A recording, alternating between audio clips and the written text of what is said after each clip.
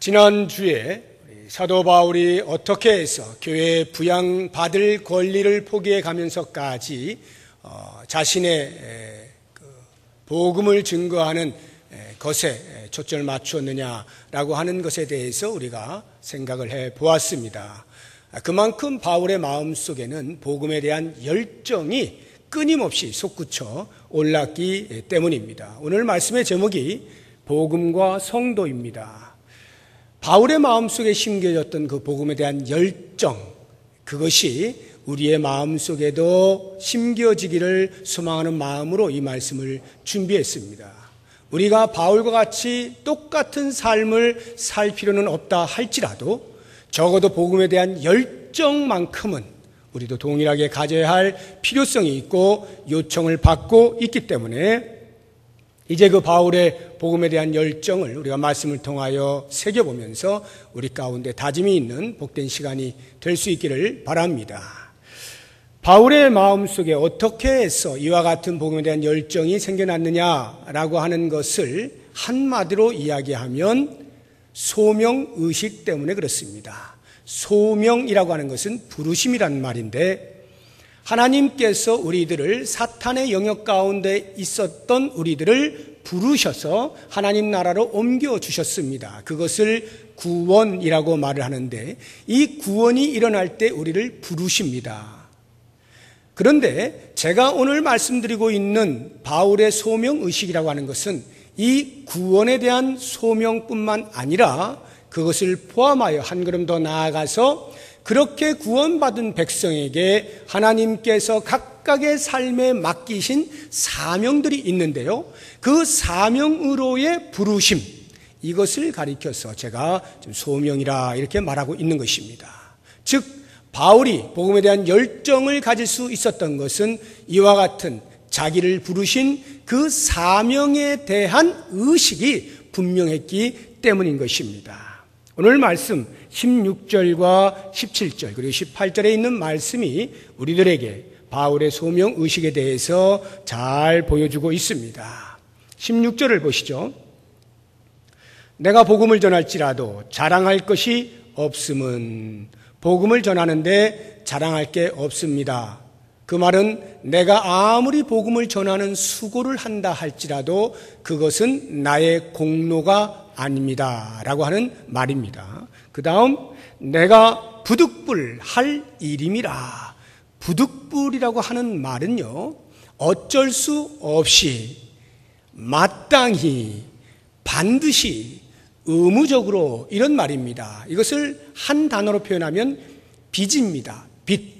빚을 졌다 라고 하는 것인데 바울이 부득불 할 일이다 라고 표현하는 것은 마치 하나님께 대하여 빚을 갚는 심정으로 한다라고 하는 뜻입니다. 그 다음을 보시게 되면 복음을 전하지 아니하면 내게 화가 있을 것이로다 라고 말을 하고 있습니다. 복음을 전하지 아니하면 내게 화가 있을 것이다. 그 말의 의미는 그 화를 면하기 위해서라도 내가 해야 된다. 물론 그런 말이기도 합니다만 이 이야기는 그래서 두려워서 어쩔 수 없이 그런 의미보다는 그 정도로 강렬하게 나는 나 자신에게 나로 하여금 복음에 정진하지 않으면 안 되게 스스로를 만든다라고 하는 거예요. 다시 말하면 이 복음을 전하는 사명이 나에게는 세상 말로 하면 숙명과도 같다라고 하는 그러한 차원에서 내가 복음을 전하지 아니하면 내게 화가 있을 것이다 라고 말하고 있는 것입니다. 이것은 마치 구약시대의 예레미야 선지자의 말과도 비슷합니다.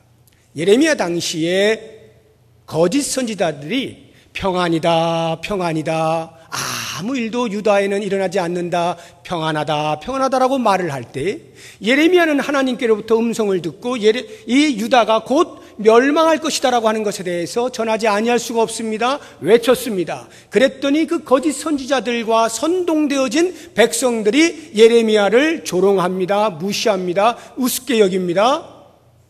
왜 너만 그러느냐라고 말을 합니다. 그래서 예레미야 마음에 내가 이런 사람들에게 말을 하면 뭐해?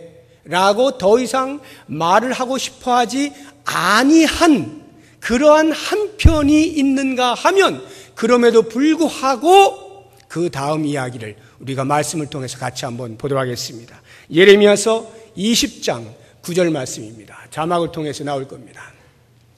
예레미야서 20장 9절. 이 위에 방송실하고 저하고 이게 점점 잘 맞아가고 있습니다. 그래서 조금만 더 맞으면 이제 바로바로 뜰 것 같은데요. 네, 나왔죠? 같이 읽어봅니다. 시작. 내가 다시는 여호와를 선포하지 아니하며 그의 이름으로 말하지 아니하리라 하면 나의 마음이 불붙는 것 같아서 골수에 사무치니 답답하여 견딜 수 없나이다. 사람들이 하도 조롱을 하니까 내가 이런 사람들한테 선포하면 뭐해? 하고는 더 이상 말하지 않겠다라고 하는 그 순간에 또 다른 한편의 마음속에서는 그래도 그 말을 하지 아니하면 내 속이 답답하고 골수가 사무쳐서 말을 하지 아니할 수 없다는 것인데 이것이 바로 숙명이다 이 말이에요. 예레미야는 전하도록 태어난 사람이다 이런 의미거든요. 마치 바울이 그와 같은 것입니다. 나는 하나님께서 맡기신 그 사명을 거스를 수가 없다라고 하는 것이 내게 화가 있을 것이다 라고 말을 하는 거예요. 자, 이와 같이 바울의 마음속에는 자기를 부르신 그 이유가 복음이라는 것이고 그래서 그 복음을 가슴에 담았을 때에 이것을 전하지 아니할 수가 없는 거예요. 하나님이 나를 이것을 위하여 부르셨다고 하면 나는 목숨을 초계와 같이 버려가면서까지라도 이 복음을 전하고야 말겠다라고 하는 소명의식으로 투철하다 보니까 이 가슴이 복음으로 막 들끓는 겁니다. 이러한 끓는 복음에 대한 열정이 우리의 속에도 있어야 돼요. 왜냐하면 설령 우리가 바울처럼 모든 걸 다 때려치고 전 세계를 돌아다니면서 복음을 전하는 똑같은 행위를 하지는 않는다 할지라도 하나님은 우리 각 성도들을 부르실 때에도 역시 이와 유사한 사명들을 주셨기 때문입니다. 베드로전서 2장 9절에 보게 되면 우리를 어두운 데서 불러내신 이유를 설명하지 않습니까? 너희를 어두운 데서 불러내어 그의 기이한 빛에 들어가게 하신 이의 아름다운 덕을 선포하게 하려 하심이라. 하나님께서 우리들을 어두운 데서 불러내서 사탄의 영역에서 불러내서 하나님의 그 상상할 수 없고 이해할 수 없고 다 해석되지 아니하는 신비한 하나님의 빛의 나라로 들어가게 하신 그 하나님의 아름다운 덕, 그 구원의 소식을 선포하게 하려고 우리를 어두운 데서 불러내셨다는 말이죠. 우리를 구원하신 이유와 목적이 우리로 하여금 그 복음 선포에 참여하게 하시기 위함이다 하는 것입니다. 그렇기 때문에 사랑하는 성도 여러분, 설령 우리가 전 세계를 돌아다니면서 복음을 전하는 것은 아니라 할지라도 우리의 삶의 터전 자체가 선교지인 것에 대한 인식을 놓쳐서는 안 됩니다. 그리고는 그 속에서 어찌하든지 기회를 찾아서 복음을 선포할 수 있는 이것이 바로 바울의 마음속에 심겨진 복음에 대한 열정이요 하나님께서 우리의 마음에도 심어놓으신 열정이고 이것을 깨워 하나님의 복음을 증거하는 일에 쓰임받을 수 있어야 하는 것입니다.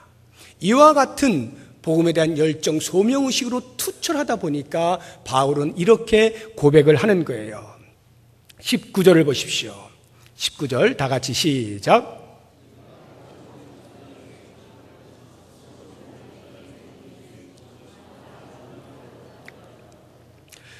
다시 한번 시작. 내가 모든 사람에게서 자유로우나 스스로 모든 사람에게 종이 된 것은 더 많은 사람을 얻고자 함이라.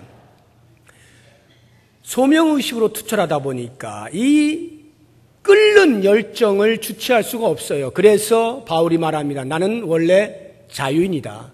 누구도 나를 구속할 수 없다. 예수님께서 나를 사탄의 다스림에서 건져내셨을 때는 이미 나는 자유인이다. 누구에게도 구속받을 필요가 없지만 내 스스로가 모든 사람의 종이 되겠다. 이렇게 말을 하는 것입니다. 그럼 여기서 말하고 있는 이 모든 사람이 누구냐라고 할 때 그 예들을 20절부터 한 4종류의 사람을 이야기하고 있습니다. 첫째는 유대인들이고요. 둘째는 율법 아래에 있는 사람들이고요. 셋째는 율법 없는 이방인들이고요. 넷째는 약한 자들입니다. 이와 같은 사람들을 나열을 하면서 내가 유대인에게는 유대인처럼, 율법 아래에 있는 사람들에게는 율법 아래에 있는 사람처럼, 율법 없는 사람들에게는 내가 그리스도의 법을 가진 자이지만 율법 없는 사람처럼, 내가 약한 자가 아니지만 약한 자에게는 약한 자처럼 그렇게 하겠노라라고 말을 하는 것입니다. 이유가 있습니다. 왜요? 22절에 나옵니다. 뒷부분 보시면 내가 여러 사람에게 여러 모습이 된 것은 아무쪼록 몇 사람이라도 구원하고자 합니다. 영혼 구원이 목적이다 이 말이에요. 영혼 구원. 영혼 구원을 위해서라면 내가 자유인이지만 모든 사람의 종이라도 기꺼이 되겠노라.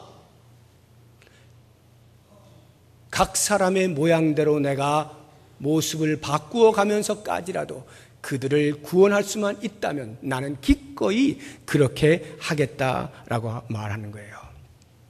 이 말의 의미는요. 그래서 우리가 그러면 예수 안 믿는 사람에게는 예수 안 믿는 사람처럼이라고 해가지고 죄를 짓고 있는데 같이 죄 지어가면서 그런 의미는 아닙니다. 그 모습대로 되었다라고 하는 것은요. 만난다는 거예요. 접촉을 한다는 거예요. 내가 알고 있는 이 생명력 있는 복음, 이것을 사람들에게 어떻게 해서든지 접촉시키겠다라고 하는 그런 의미입니다. 접촉점. 우리가 등불이 있을 때 등불을 어느 누구도 말 아래 두지 않습니다. 말이라고 하는 것은 되를 말하는 건데, 되를 말하는 건데 그 되로 되로 이렇게 해서 막아놓는 사람 아무도 없어요. 왜냐하면 등불은 보이게 하기 위해서, 밝히기 위한 목적이기 때문에 당연히 등경 위에 두게 되어 있는 것입니다. 그런데 이 등불이 만약 되 밑에 들어가 있으면 등불은 등불인데 등불의 역할을 못하는 거죠. 소금도 마찬가지입니다. 소금이 음식에 들어갈 때 짠맛을 내는 거 아니겠어요? 그런데 식탁에다가 예쁜 병에 소금을 담아놓고 구경만 하고 있으면 음식은 싱겁게 먹을 수밖에 없는 거예요. 그러니까 소금은 구경하라고 있는 게 아니라 음식에 적당히 넣으라고 있는 것이죠. 우리가 세상의 빛과 소금으로 산다라고 말을 할 때 의미는 바로 이것입니다. 세상 사람들을 만나야 된다는 거예요. 우리가 알고 있는 이 복음, 진리의 말씀, 생명을 살리는 말씀, 복음이 좋다는 것을 알면서도 그것을 교회 안에서 성도들하고만 그냥 나누면서 기뻐한다면 그것은 아무것도 아니라는 거예요. 아무 일도 일어나지 않는다는 거예요. 그런데 그것이 필요로 되어지는 사람들에게 우리를 통하여 접촉되어질 때 비로소 빛의 역할이 나타나는 것이고 소금이 맛을 내는 것입니다. 복음을 우리가 가슴에만 담고 있으면 안 되고 그 복음을 어떻게 해서든지 사람들에게, 필요한 사람들에게 나누어주고 소개하고 선포할 때 거기에서 생명을 살리는 영혼 구원의 역사가 일어나는 거예요. 사도 바울은 이 복음에 대한 열정, 소명의식으로 투철하다 보니까 바로 이 일이 일어나게 하기 위해서라면 때로 내가 별로 원치 아니하고 내가 저 사람과 함께 말 섞고 싶지 않아도 찾아가서 나누는 겁니다. 복음을 전하기 위해서라면 내가 무엇이든 하겠노라 라고 하는 것이죠. 이게 얼마나 중요한 것인지 모릅니다. 우리의 삶이 바로 이와 같은 삶으로 복음은 진리 하나이지만 그 진리를 소개하는 방법들은 대단히 다양하다는 것을 기억하시고 그 다양성을 살려서 각 사람에게 맞는 방식으로 복음을 증거하는 것이 우리의 삶의 현장에서 우리를 통하여 일어날 수 있어야 하는 거예요. 그것이 바로 바울에게 주셨던 그 마음이 우리 속에도 있는 것이고 그것을 통하여서 하나님께서는 영광을 받으시는 거죠. 자, 그렇다고 하면 이렇게 복음을 전하는 이유가 영혼을 구원하기 위함이다 라고 하는 것인데, 그것을 총체적으로 요약한 것이 23절이거든요. 23절 같이 한번 읽어보겠습니다. 시작. 내가 복음을 위하여 모든 것을 행함은 복음에 참여하고자 함이라. 이게 요약본이에요. 복음을 위하여 모든 것을 행하는 이유가 내가 복음에 참여하기 위함이다 라고 하는 것인데요. 이 복음에 참여한다는 것, 영혼 구원을 하는 일에 쓰임받는다는 것, 이것이 과연 우리에게 어떤 유익이 있을 것이냐라고 하는 것을 우리가 같이 한번 생각을 해보려고 하는 것입니다. 복음에 참여하는 것이 어떤 유익을 가져올까? 찰스 스펄전 목사님은 세 가지를 이야기했습니다.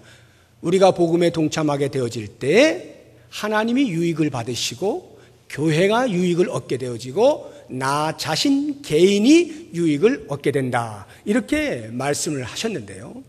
하나님이 영광을 받으신다는 것이 과연 무슨 뜻일까요? 우리가 복음을 전하는데 왜 하나님이 영광을 받으십니까? 물론 하나님께서 그토록 간절히 기다리시는 잃어버린 백성을 찾는 그 일로 하나님이 영광을 받으시는 것도 있겠습니다만, 더욱 선명한 것은 이거예요. 우리가 어떤 사람들이었습니까? 전부 죄인들이었죠. 죄인 중에 괴수 아니었습니까? 그런 사람들이 변화가 되어져서 하나님 나라를 위하여 일하는 일꾼이 될 때 가장 슬퍼할 사람이 누구겠어요?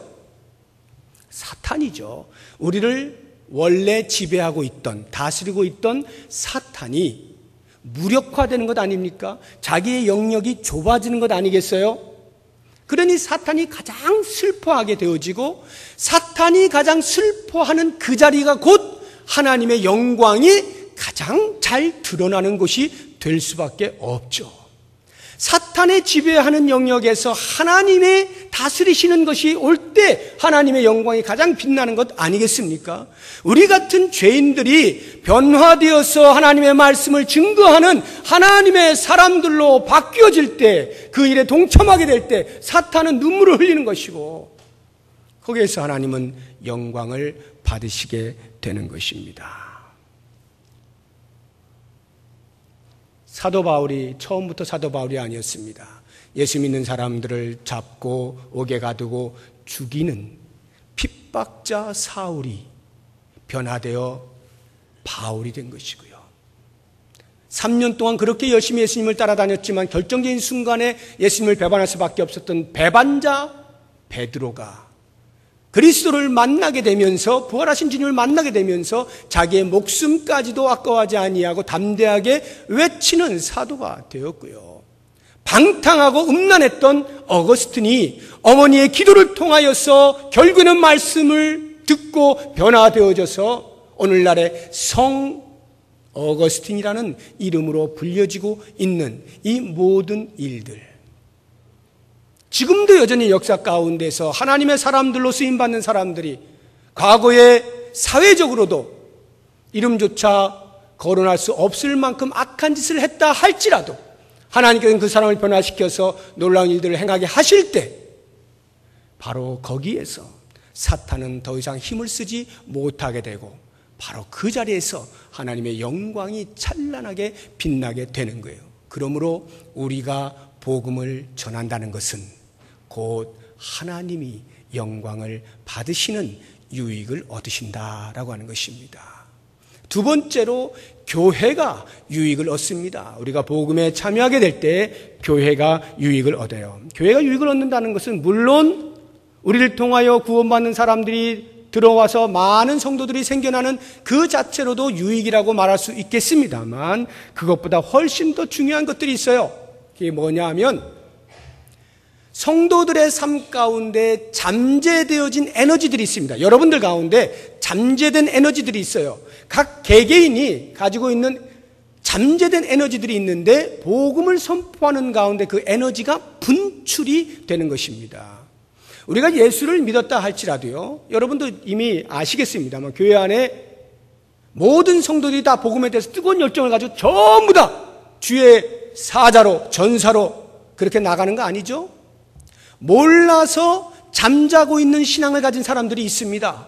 또는 아는데 여러 가지 이것저것 부닥치다 보니까 실망해가지고 아유 그럴 바에는 그냥 난 조용히 그냥 나 혼자 신앙생활 하면서 그냥 그렇게 살 거야 라는 사람들도 있어요.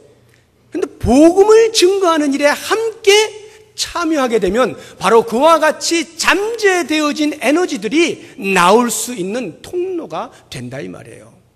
그러다 보면 어느 누구 한 사람 그냥 성전 뜰만 밟고 왔다 갔다 하는 것이 아니라 참으로 하나님께 부르신 그 부르심의 소명을 따라서 살아갈 수 있는 의미 있고 가치 있는 삶을 살 수 있게 되니 그 교회가 유익을 얻게 된다라고 하는 것이고요.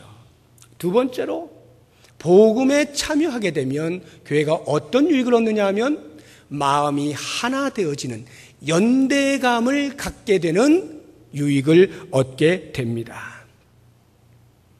목표가 같으면 같은 곳을 향하여 바라보면 마음이 저절로 하나가 될 수밖에 없어요. 그래서 외부의 선교 단체들을 보시게 되면 일사불란하게 움직이지 않습니까? 왜? 목표가 뚜렷하거든요.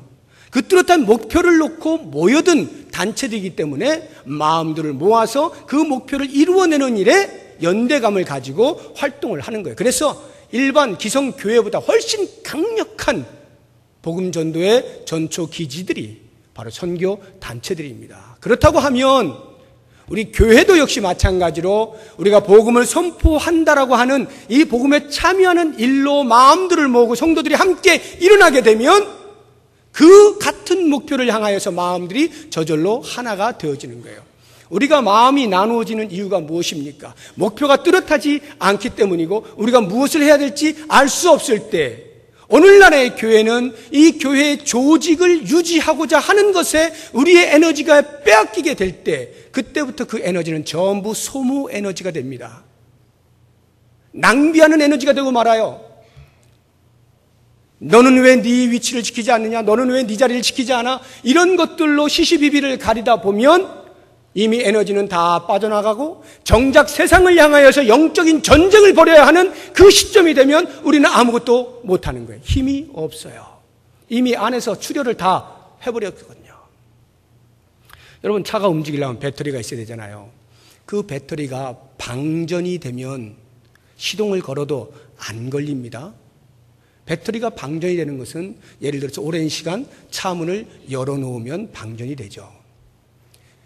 우리가 교회에서 우리 내부의 문제들로 이것저것을 계속 씨름하다가 보면 우리도 모르는 사이에 방전이 되는 거예요. 그래서 이제는 우리가 세상을 향하여서 복음을 증거해야지 하고는 시동을 켜는데 막상 켜려고 하는데 없어요. 다 빠져나간 거예요. 이런 일이 벌어져선 안 되는 거죠. 그렇기 때문에 언제나 차 문 단속 잘하고 배터리가 방전되지 않도록 잘 유지시키고 그래서 언제든지 원하면 시동을 켜서 갈 수 있어야 되는 거죠. 우리 교회가 복음을 향하여서 한 방향을 가지고 같이 마음을 모아서 나아가게 될 때 교회는 교회될 수 있어요. 오늘날의 교회는 반드시 선교적 교회로서의 사명을 감당할 수 있어야 됩니다. 저는 그런 면에서 제 마음속에 늘 있어 왔지만 실제로 저의 부족함 때문에 실현을 잘 하지 못하였던 부분들에 대해서 같이 좀 나눠보려고 해요.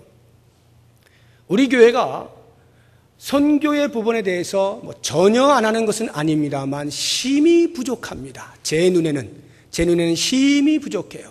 물론 캄보디아에 한 분을 파송을 하기도 했고 또 협력하기도 하고 또 조그마한 연약한 교회를 돕고도 있습니다만 지극히 미미한 숫자입니다. 우리는 그 정도로 해서 만족할 수 있는 교회가 아닙니다, 사실. 훨씬 더 많은 일을 할 수 있는데도 불구하고 왜 우리가 거기에 눈을 돌리지 못하느냐? 내부가 불안하다라는 것입니다. 내부적으로 탄탄하지 않다는 것이에요. 이것을 하려고 하다 보니까 외부적으로 눈 돌릴 틈이 없다는 것이죠. 그런데 여러분, 거꾸로 생각하면 그 일을 안 하기 때문에 끊임없이 내부의 일이 일어나는 거예요. 끊임없이 내부의 일이 일어나요.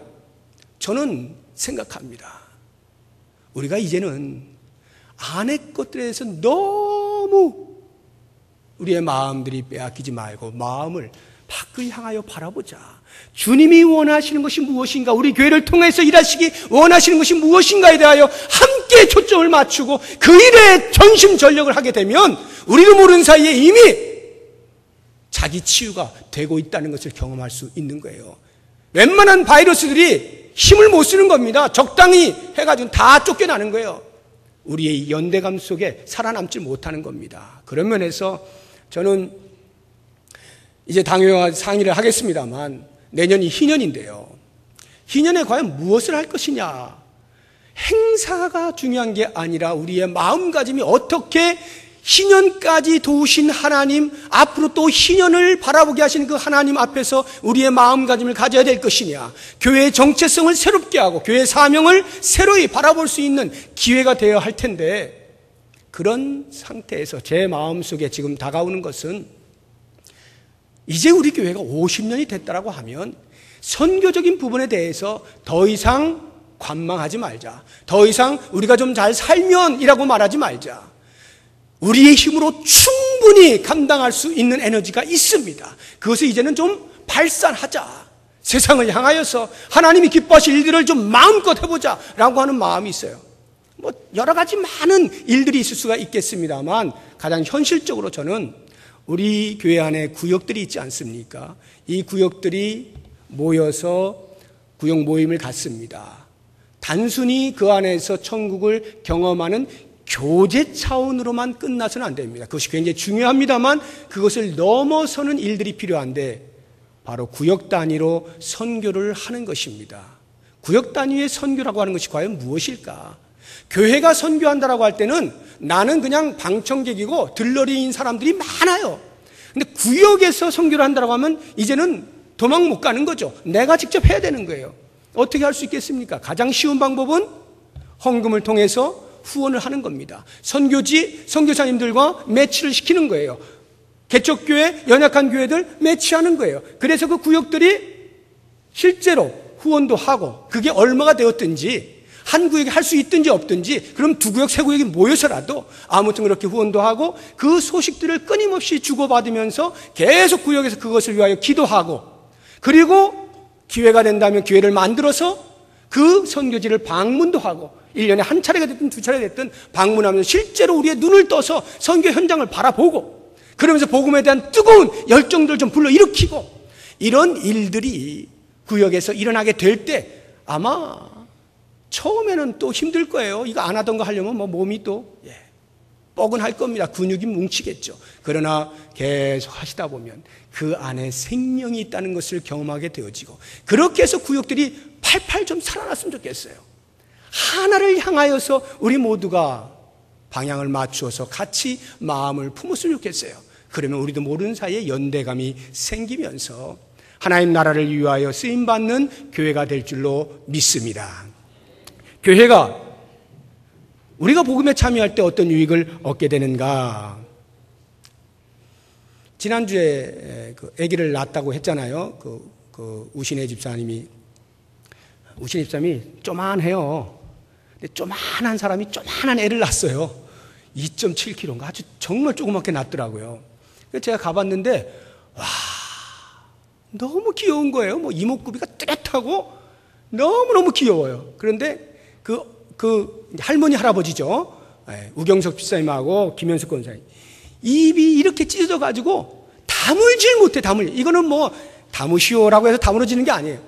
그냥 좋은 거예요. 너무 좋은 거죠. 제가 봐도 좋은데 할아버지 할머니야 말할 것도 없잖아요. 얼마나 좋은지. 애가 태어나면 그냥 좋게 돼 있어요. 기쁨이 있게 돼 있어요. 여러분 영적인 아기가 태어날 때도 마찬가지입니다. 한 사람이 세상으로 힘들어하다가 그리스도를 만나서 새로운 사람으로 거듭나게 되어질 때 그것을 우리는 중생이라고 새로 태어났다라고 말을 합니다. 영적으로 새로 태어나는 이 일이 복음을 증거할 때 나타나지 않겠습니까? 그러면 교회에는 자연히 뭐가 찾아오느냐? 기쁨이 자연스럽게 형성이 된다는 거예요. 기쁨이 생겨요. 기쁨이 생기면 주름살이 펴져요. 기쁨이 생기면 우리의 굳었던 근육들이 펼쳐져요. 웃음이 나오는 겁니다. 새로운 사람들이 나요. 그 사람들이 그리스도를 알고 우리와 같은 하나님 나라의 백성이 되었다라고 하는, 우리와 같은 가족이 되었다라고 하는 이것이 우리에게 저절로 기쁨이 생성되게 만드는 거예요. 만약에 한 영혼이 탄생했는데도 불구하고 아무런 기쁨이 없다, 그건 뭔가 문제가 있는 거예요. 어떤 문제냐? 아이를 낳았는데도 웃지 않는 부모나 할아버지 할머니와 같은 거예요. 애가 태어났는데도 아이고 왜 태어났냐, 왜 태어났어, 이 험한 세상 뭐하러 태어났어, 이러는 거 다 똑같은 거예요. 그런 사람이 몇이나 됩니까? 그저 아무리 가난하고 찢어지게 가난해도 애가 태어나면 그 자체로 너무 귀하잖아요. 생명 자체가 얼마나 귀해요. 교회에 복음 증거를 통하여서 예수 믿는 사람들이 점점 늘어나게 될 때 그것은 교회에 자연스럽게 기쁨으로 다가오게 되는 거예요. 이러한 유익이 복음에 참여하는 성도들을 통해서 교회에 나타나게 되는 것입니다. 이제 마지막으로 우리가 복음에 참여할 때 과연 그러면 나는 개인에게는 어떠한 유익이 있겠는가라고 하는 것을 생각해 보겠습니다. 가장 우선적으로는 영광스러워요. 내 삶이 영광스러워져요. 왜냐하면 하나님의 그 거룩하신 일에 나를 끼워주셨기 때문에, 동참할 수 있게 기회를 주셨기 때문에 그 자체가 영광스러운 거예요. 사실요, 엄밀하게 말하면 하나님께서 이 땅의 인류를 구원하실 때 우리를 사용하실 필요가 있어요, 없어요? 엄밀하게 이야기해서 뭐 우리가 대단한 일을 한다고 우리를 통해서 일을 하십니까? 하나님이 만약 직접 하시겠다라고 하면 제일 쉬워요. 그리고 가장 완벽합니다.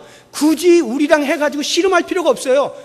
하나님이 우리를 사용하실 때는 어떻습니까? 우리가 다 순종하면이야 뭐 그냥 가겠지만, 어떤 사람은 순종 안 하죠. 어떤 사람은 핑계대죠. 바쁘다 그러죠. 뭐 이런저런 일들이 다 있는데 하나님이 야 그래도 이리 와, 그래도 이리 와, 설득하고 배려하고 이해하고 또 도전하고 권면하고 시간이 무지하게 가는 거예요. 그런데도 불구하고 하나님이 굳이 우리를 동참시키는 것은 하나님의 그 영광스러움에 우리로 함께 참여하게 하기 위함이에요. 이게 우리의 영광입니다. 하나님의 영광에 참여하는 복이 있다라고 하는 것이고요. 그 다음에 중요한 것이 있는데, 우리로 죄를 짓지 않게 하시는 거예요. 우리가 복음에 참여한다는 것, 복음을 전하는 이것이 그렇게 하지 않으면 죄를 짓는 것이다 라는 말이에요. 이런 죄를 가리켜서 부작위의 죄다라고 말해요. 부작위의 죄. 작위의 죄라는 것은 내가 도둑질을 하면 내가 도둑질을 한 거죠. 작위를 한 거예요. 그런 죄. 그런데 부모님이 지금 움직이지도 못하시는데 자녀가 돌보질 않았어요. 그러면 돌봐야 되는데 안 돌보았기 때문에 부작위의 죄를 짓는 거예요. 우리가 복음을 알고 있는데 그 복음을 사람들에게 전하지 않으면 부작위의 죄를 짓는 것입니다. 직무유기를 하는 거예요. 엘리사 선지자를 아시죠? 북이스라엘의 엘리사 선지자, 여호람 왕이 통치하던 시대에 엘리사 선지자가 당시에 아람 왕 벤하닷이 북이스라엘을 쳐들어왔습니다. 뺑 돌고 성을 가두어 놨어요. 그랬더니 시간이 흐르면서 점점 먹을 게 떨어지다 보니까 성 안에서 어떤 일이 벌어졌느냐 하면 서로 아이를 잡아먹는 일이 생겼어요. 우리는 잘 이해가 안 돼도 전쟁 한가운데 있었던 분들은 이해가 되실 겁니다. 더 이상 먹을 게 없는 거예요. 다 죽게 생겼어요. 그러니까 야 오늘은 내 아이 잡자, 내일은 그럼 네 아이 잡어? 이렇게 이야기를 하는 건데, 왕한테 어느 한 사람이 손을 들고는 왕이여 재판 좀 해주시오. 어제 내 아이 잡아먹었는데 오늘 저 사람이 자기 아이 안 잡아먹겠답니다. 이런 일이 벌어졌어요. 이 얼마나 통탄할 일입니까? 바로 그 즈음에 성문 어귀에 성 안에 같이 살지 못하는 문둥병자들 4명이 있었습니다. 그들도 당연히 먹을 게 없죠. 그러니 가만히 살펴보니까 성문 안에 들어가 봐야 거기도 먹을 거 없어 사람 잡아먹고 있지. 여기 앉아 있어 봐야 또 굶어 죽지. 이러나 저러나 우리가 죽는 건 매 한 가지다. 그래서 그들이 결정한 게 뭐냐 하면 아람 군대로 들어가서 투항하자. 항복하자. 그러면 실컷 먹고라도 죽자. 이래가지고 4명의 문둥병자들이 포위하고 있는 아람 군대에 쳐들어갔는데 웬걸요? 아무도 없는 거예요. 군인이 하나도 없어요. 그 사이에 하나님께서 그들의 눈을 열어서 엘리사의 기도를 통하여 많은 사람들을 보게 만들고 그들의 귀를 열어서 엄청난 군대의 소리를 듣게 만든 거예요. 깜짝 놀라가지고 모든 군인들이, 아람 군인들이 다 혼비백산해서 다 도망가 버린 거예요. 아무도 없어요. 그 군 진영에 먹을 게 그대로. 4명의 문둥병자 어떻게 했겠어요? 앉아서 실컷 먹고 금은 보화 다 챙기고 이제 어떻게 할까 하다가 갑자기 서로 이야기하기 시작했습니다. 우리가 지금 뭐 하고 있는 거지? 그리고는 이런 이야기를 합니다. 우리 같이 한번 보겠습니다. 열왕기하 7장 9절. 이제 잘 되네요. 같이 읽어봅니다. 시작. 나병 환자들이 그 친구에게 서로 말하되 우리가 이렇게 해서는 아니 되겠도다. 오늘은 아름다운 소식이 있는 날이거늘 우리가 침묵하고 있도다. 만일 밝은 아침까지 기다리면 벌이 우리에게 미칠지니 이제 떠나 왕궁에 가서 알리자 하고. 먹고 나니까 생각이 든 거예요. 이거 우리만 먹을 게 아닌데 저 성 안에 많은 우리 민족이 지금 굶어 죽고 있는데 우리가 이러고 있을 때가 아니지. 뭐 밤이 늦었으니까 잠자고 내일 아침에 갈까? 안 되지. 그러면 우리에게 벌이 미칠 거야. 무슨 소리야? 우리가 지금 당장 떠나야 돼. 이 4명의 문둥병자들이 정상인보다 훨씬 나아요. 그런 이야기를 하고 떠나서 그 왕궁에 가서 그 얘기를 해주는 겁니다. 여기 우리가 가지 않으면 벌이 미친다라고 하는 이것이 바로 부작위의 죄입니다. 하나님께서 우리를 복음에 참여하게 하시는 것은 우리로 부작위의 죄로 인한 징계를 받게 하지 않으시기 위함이다 라고 하는 것입니다. 또 다른 유익이 있다면 그것은 우리가 하나님을 닮아간다는 거예요. 복음을 증거하다가. 왜 그렇게 했어요? 하나님께서 한 영혼의 구원에 가장 큰 관심을 가지고 계시는데 우리가 복음에 참여하다 보면 자연스럽게 그 하나님의 마음을 알아가게 되는 거죠. 하나님의 그 긍휼의 마음을 알아가게 되는 거예요. 그러면서 나도 모르는 사이에 하나님이 어떤 분이시라는 걸 알게 되어지고 그 하나님을 자연스럽게 닮아가게 되는 거예요. 우리의 신앙의 목적이 그것 아니에요? 예수 그리스도의 장성한 분량에 충만한 데까지 이르는 것이 우리의 목적 아닙니까? 예수 그리스도를 아는 데 자라가는 것, 하나님을 아는 지식에 자라가는 것, 이것이 우리의 신앙의 목적 아닙니까? 복음을 증거하다 보면 하나님의 마음을 그 어떤 다른 일에서보다 훨씬 강력하게 느낄 수가 있는 거예요. 그러면서 그 하나님을 나도 모르게 막 닮아가게 되는 것이죠. 놀라운 일이 있습니다. 마지막으로 한 가지만 더 유익한 것을 보자고 하면 그것은 복음을 증거할 때 복음 자체가 갖는 그 생명, 그 생명력이 나에게 임하는 거예요. 다시 말하면 내 삶이 생기가 돈다는 거죠. 활력이 생긴다는 거예요. 복음을 증거하면 이거 없는 시간에 그거야 힘들고 지치고 피곤하고 한번 갔다 오면 다리 통통 붓고 이럴지 모르지만 복음 자체가 생명이기 때문에 그 생명을 전하고 생명을 나누고 그래서 생명을 얻는 일을 우리가 목도하게 될 때 우리도 모르는 사이에 가장 보람있고 가장 가치 있는 일들을 하게 되면서 삶의 생기가 도는 거예요. 살만 나는 거죠. 한마디로 나 같은 사람을 통해서 이렇게 놀라운 일들이 일어날 수 있다니, 나도 이렇게 쓰임받을 수 있다니 살만 나는 거예요. 사랑하는 여러분, 이 복음에 대한 열정, 이것은 바울에게만 심어주신 것이 아닙니다. 하나님께서 우리를 부르실 때 각 성도들의 마음 가운데 다 심어 놓으신 거예요. 그러므로 우리는 오늘 우리 속에 있는 이 복음에 대한 잠자고 있는 열정을 깨워야 됩니다. 깨워야 돼요. 그래서 우리의 삶의 현장이 선교지인 것을 알고 만나는 사람마다 접촉을 통하여 복음을 나누어 주어야 하고 그 복음을 나누는 일을 통하여서 하나님께 영광, 교회의 유익, 내 자신이 부유를 누릴 수 있는 놀라운 복을 받으시기를 주의 이름으로 축복합니다.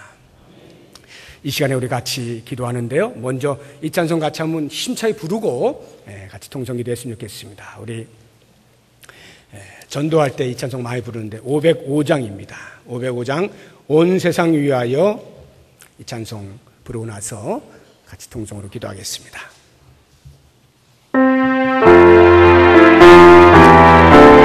빠르게 치겠습니다.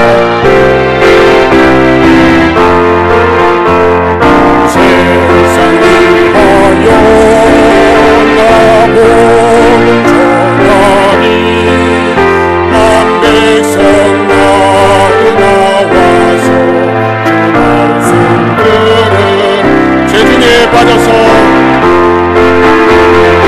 헤매는 자들아 헤매는 자들아 주님은 잠들어서 너도 원하느라 전하고 기도해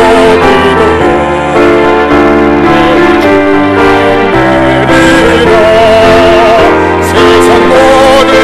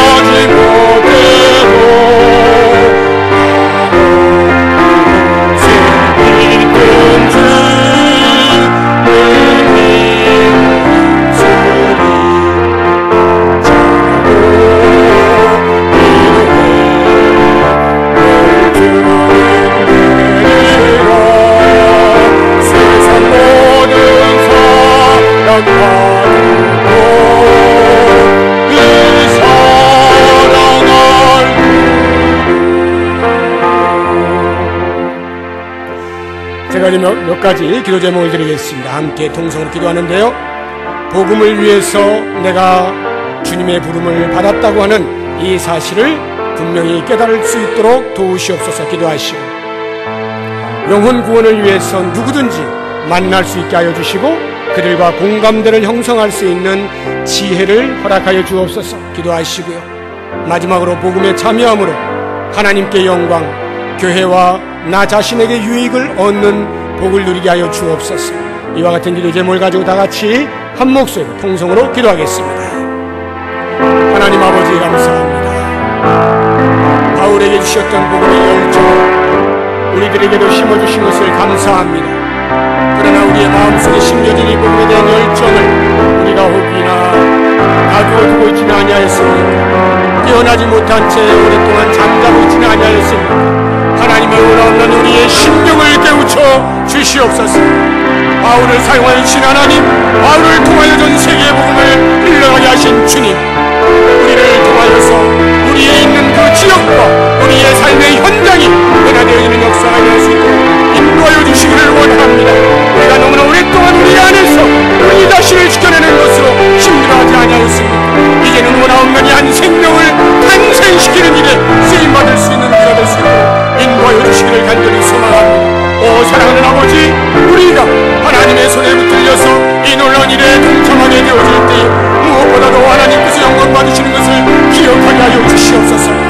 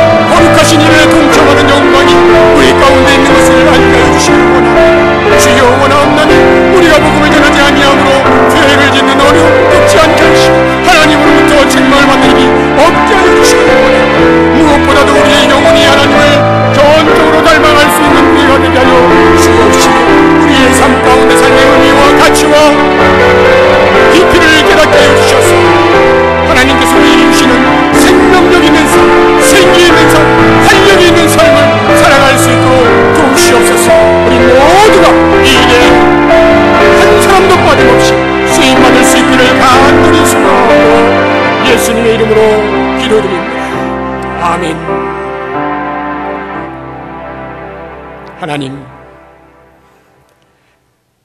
혹시나 우리가 잠자고 있었습니까? 혹시나 우리가 외면하고 있었습니까? 우리의 속에 심어주신 복음에 대한 열정이 깨어나기를 원합니다. 바울을 사용하셨던 주님, 우리를 사용하여 주시옵소서. 하나님 영광 받으시고 교회가 교회되게 하시고 하나님께서 우리에게 주시고자 원하였던 개인의 복된 삶이 복음 증거를 통하여 부요함을 누릴 수 있도록 복의 복을 더하여 주시옵소서. 예수님의 이름으로 기도드립니다. 아멘.